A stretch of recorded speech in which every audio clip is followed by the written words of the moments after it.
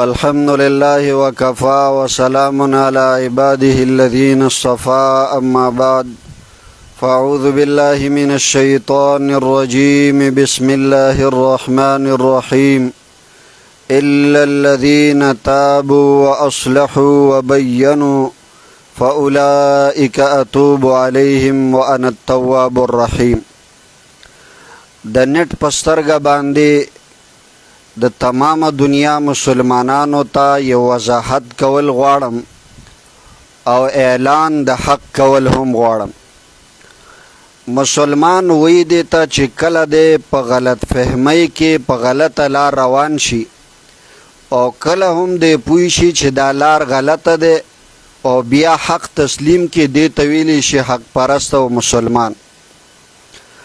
الحمدلله منگا ډیر دنیا وکتا مختلف خلق مو وکتل د حق په تلاش کې، خو منگا د حق په تلاش کې د چا نه هیڅ قسمه مطمئن نشو تر دې پورې چې د حق په تلاش کې منگا د انکار حدیث دروازې ته هم رسیدلیو.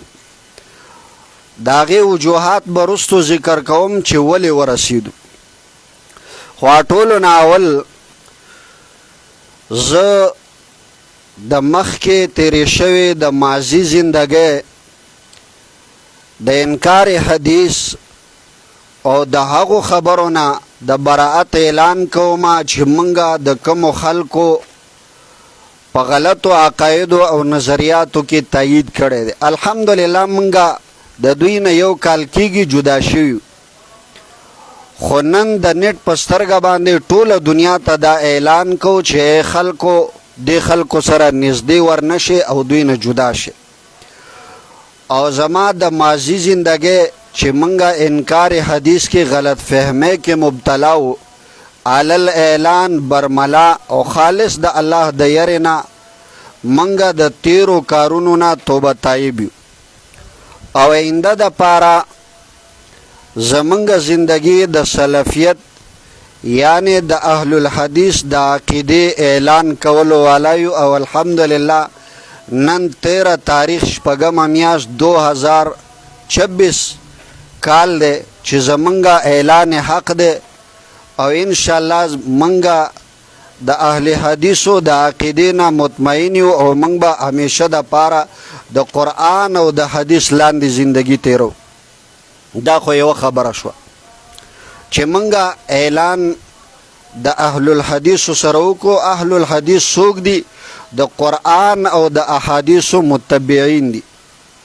او تعارف د اهل الحدیث دا دی چې قرآن او احادیث د صحابه کرامو په منهج باندې منل دا سلفیت دی، یعنی قرآن او سنت منل علی فهم السلف.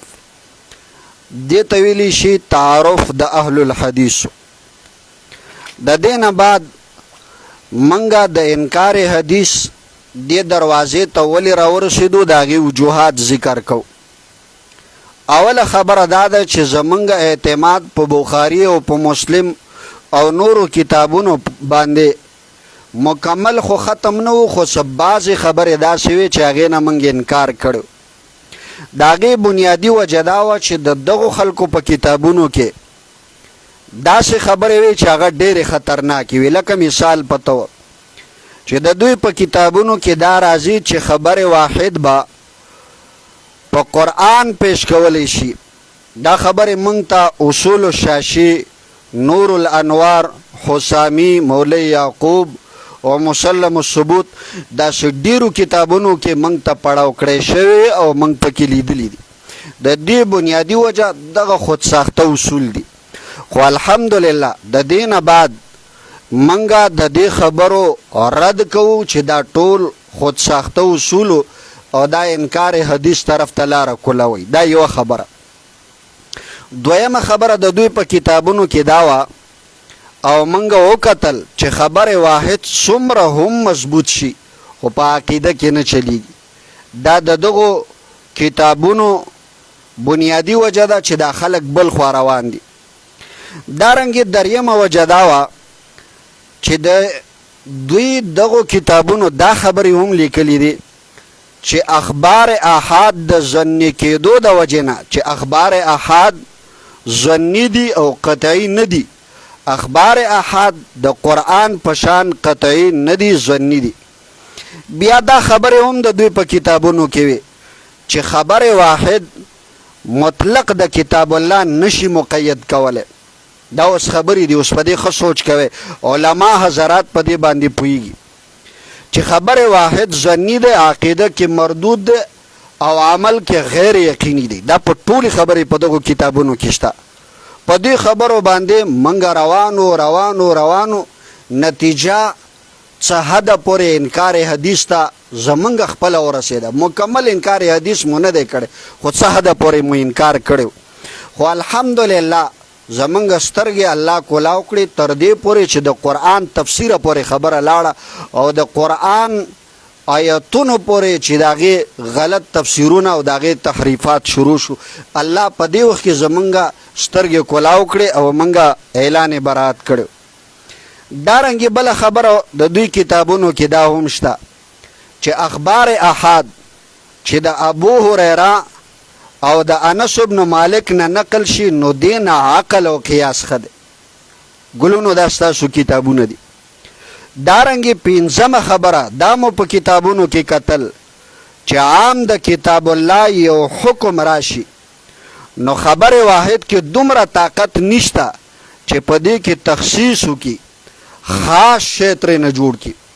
دا زمونږ خصوصا د احنافو دغه د اصولو په کتابونو کې دا خبرې وي، اصول الشاشی، نور الانوار، حسامی، مولی یعقوب، مسلم الثبوت، دا خبرې ټولې دغه د اصولو کتابونو او خود ساخته اصول جوړ کړي انکار حدیث طرف ته لاره روانه وه.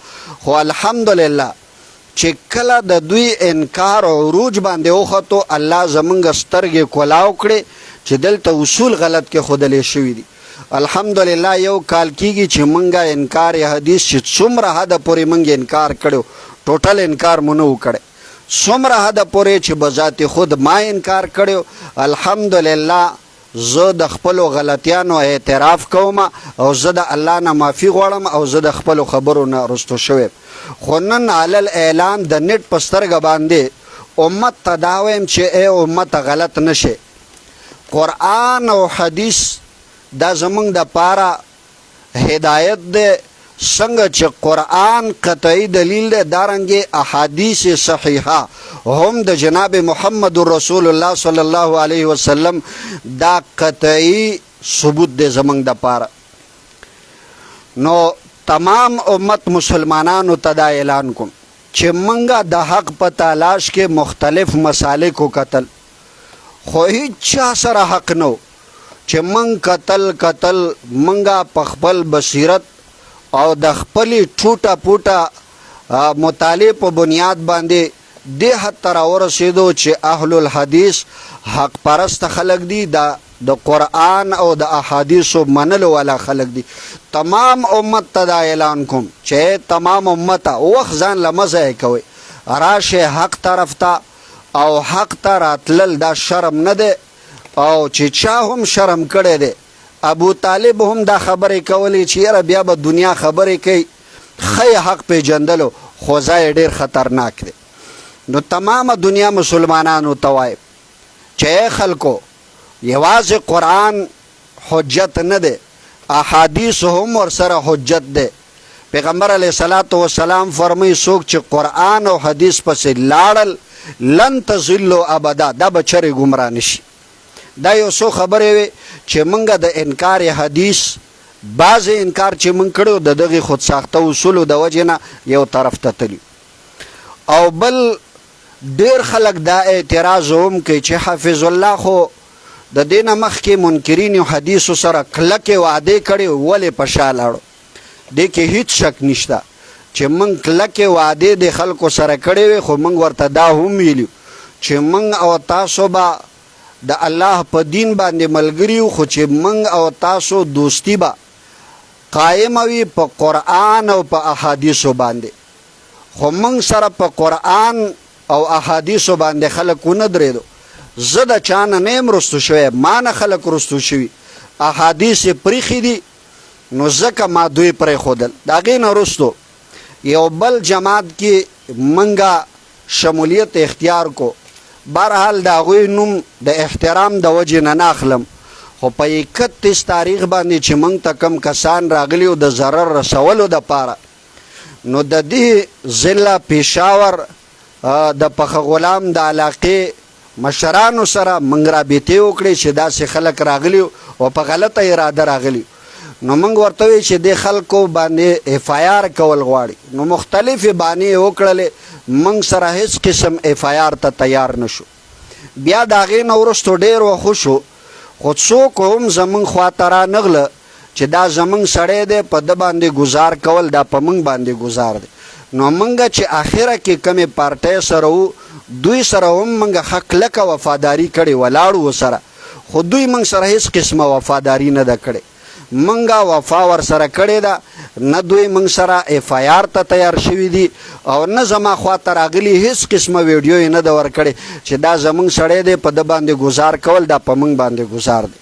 خو الغرض ما یو پوسټ کړی چې څوک د قربانۍ نه انکار کوي، دی د قرآن او د حدیثو نه انکار کوي.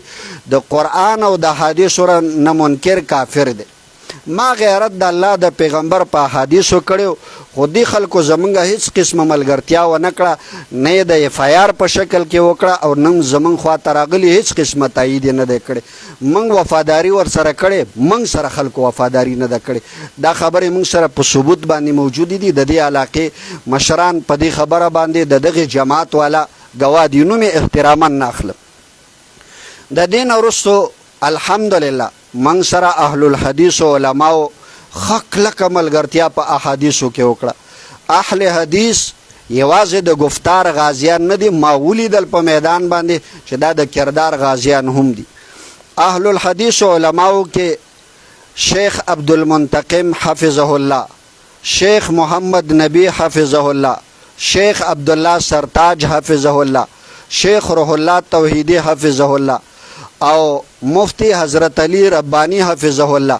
حتی کې چې زمونږ ملاقات شیخ امین الله البشوري حفظه الله سره هم وشو، او مونږ د دې نه مخکې د خپل مطالعې او د خپل بصیرت په بنا باندې اهل الحدیثو ته راغلو او د دې نه بغیر موږ ورسره ناسته او پاسته وشوه، موږ ته ټول حقایق ښکاره شو.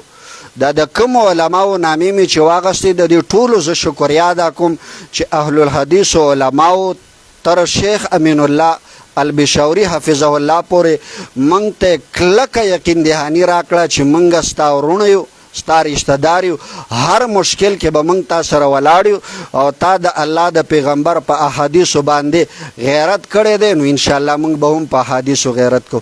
اهل الحدیث علما واقعي خبره ده عوامو سره چې دا په احادیثو باندې غیرت کوي. او بیا هم زه آخر کې وایم چې تمامه دنیا مسلمانانو ته چې مسلمانانو خپل ټایم مه خرابوئ، راشه قرآن او حدیث ته. اهل الحدیث قرآن او حدیث دا د ایس یو تنظیم نوم نه دی، دا څومره خلک چې راجمع دي دا په قرآن او په حدیث باندې راجمع دي. انشاءالله دا حق دی او دا د کتاب او د سنت فهم اعلی په فهم د سلفو باندې بنا دی. نو موږ دوی سره په دې خبره کې اګریو، نو انشاءالله چې تر څو پورې موږ ژوندي او دوی ژوندي، موږ به د قرآن او د حدیث خدمت کوو او په خپله به هم په ځان کې عملي کوو. الله دې موږ تاسو ته په دې خبرو باندې د عمل کولو توفیق راکړي. واخر